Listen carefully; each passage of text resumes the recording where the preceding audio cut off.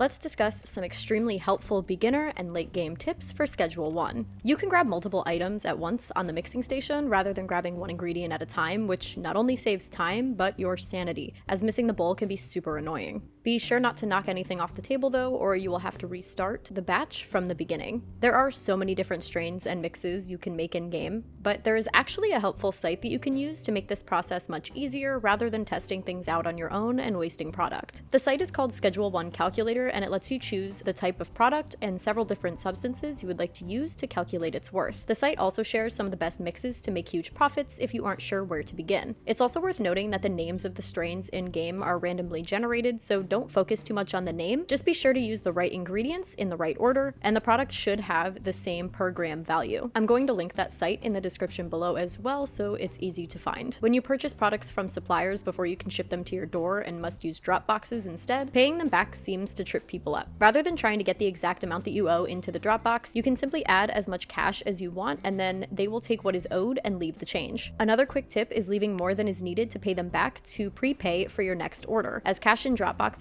won't despawn or disappear. This makes it so that you won't have to run back and pay them to place another dead drop order. A lot of people might not have realized that time freezes at 4 a.m., but a lot of other mechanics in-game do not. You can still place orders for supplies from gas stations and dealers after 4 a.m., and they seem to be delivered as normal. This is also a great time to bag and tag products for the next day, clean your warehouse, or mix up some new and valuable concoctions in the mixer. You may have noticed that you can only deposit up to $10,000 per day into an ATM. This can get annoying in the late game, but there is a fix for that. You will need a chunk of change to buy a business, but once you purchase a business from Raise Realty, you will be able to start laundering money. Laundering money is huge in Schedule 1, and even the first place you can afford, most likely, which is the laundromat, can launder up to $2,000 per day. The next spot, the post office, can launder up to $4K per day. It only goes up from there when you purchase the car wash and taco place, so you can get a lot of money onto your card per day compared to that $10,000 max at an ATM. So you have a few dealers sending out your product, but did you realize that you don't actually have to list your product via the phone in order for them to sell it? You can give a dealer literally anything that is bagged up and they will sell it on their own over time. I realize a lot of people didn't know this, so I just wanted to touch on that for a sec. This might go without saying, but I'm going to say it anyway. Customers in Schedule 1 have preferences, and as you level up and climb the ranks, these tastes will become more and more refined. In other words, you are going to need to make higher quality products if you want to get more high-end customers and make even more money. On the phone, you can see potential customers in the areas that you have unlocked and their preferences. While some might enjoy a nice, relaxing, or energizing strain, others might like something a bit crazier, like Tropic Thunder, Slippery, Balding, or Paranoia. Make sure that when you are moving up into the higher end areas, you are also leveling up your products to match their tastes. This one is a bit more on the aggressive side, but you can force warehouse vendors to stand outside of your warehouse if you are willing to be a bit of a jerk. For Oscar, the vendor inside the warehouse where you buy the different cooking stations, lights, and ingredients, you can literally just point a gun at him, knock him out with a bat or your fists if you're careful, and then just carry him where you want him to go. It's a little buggy sometimes, so you have to just keep trying until you drag him where you want him. But now you can buy from him whenever you want, rather than only after 6 p.m. Last note here for this is when you fully quit your game by going to the main menu or exiting the game entirely, the warehouse workers will go back to their default position inside the warehouse, and you will have to do this again if you want them outside of one of your areas. Delivery fees can rack up fast, so what can you do to spend less and make more? You can buy a van, also known as the Viper, from Hyland Auto for $9,000, and then run it to the gas station and load up with products. Then drive them to where you need them without paying for a single delivery fee. It holds up to 16-20 stacks of items, which is a lot of space, and costs $0 in delivery fees. It's almost always faster than waiting on a delivery to arrive as well. Also be sure to fill up your inventory with even more stacks of items to maximize efficiency. That's going to do it for these helpful tips on avoiding mistakes as a new player in Schedule 1. I hope you learned something and found this useful because I spent a lot of time testing each of these out, and I wanted to just help others and hopefully keep you from wasting time and resources. As always,